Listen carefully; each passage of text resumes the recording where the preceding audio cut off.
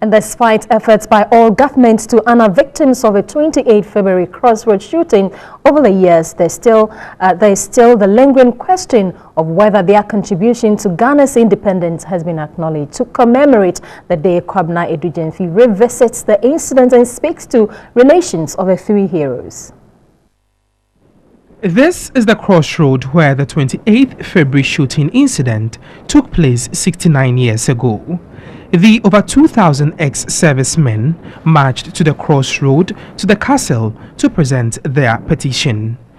It was at the same spot that ex-servicemen Sergeant Ajete, Corporal Atipo and Private Odate-Lamte were shot dead. 89-year-old Ashite Hammond is the only surviving ex-serviceman who was involved in the 1948 shooting incident. Sergeant Ajete was then our leader, holding the petition to present to Governor General Chrise. But Superintendent Emre was highly impervious to reason. He ordered one of the sergeants to shoot. He gave him order 3 times, but he didn't shoot. So Superintendent Emre was highly annoyed and he snatched the gun.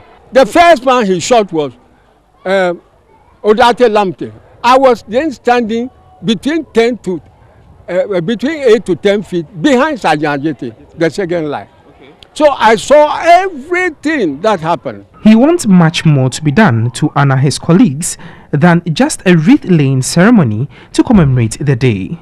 The news crew followed up to the cemetery where the remains of Sergeant Ajete was interred. At the center of this cluster of schools is the Presby Old Cemetery located at La and also near the Salem Park. And this is where one of the 3 heroes, Sergeant Ajete, was buried way back in 1948 after the riot. At the same graveyard is a refuse dump. On arrival, it was not difficult to locate his grave. It's only when it is the celebration, that is 28th February, that's when the families and some of the local authorities comes here to actually decorate the tomb. So it was just this morning that the whole place was decorated and the tomb was given a whitewash. We were compelled to follow up to his family house at La in Accra.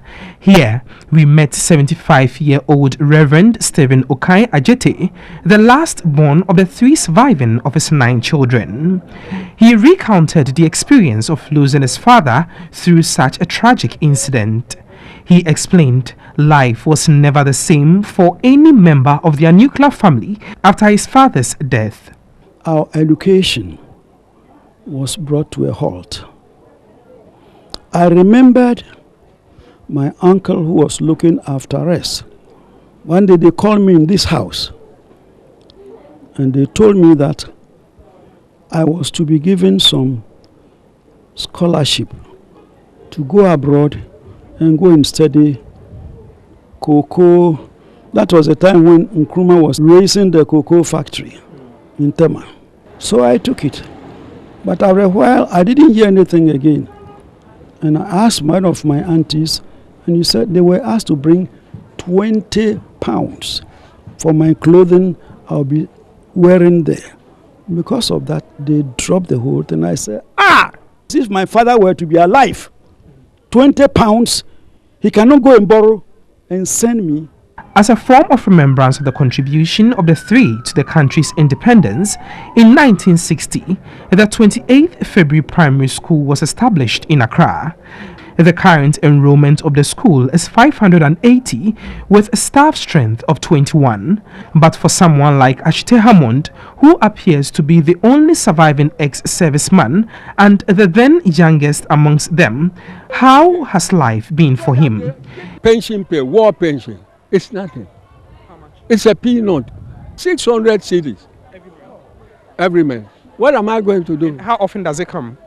At the end of the month, we go, middle of the month, we go and collect our salary. I stand here today to be corrected. If I'm wrong, have they done anything for us? They celebrate and award musicians, they award comedians, they award dancers. What about people that lay down their lives? You see, sometimes we complain that we are suffering There's no blessing on this country. He appealed to the current government to consider the welfare of ex-servicemen.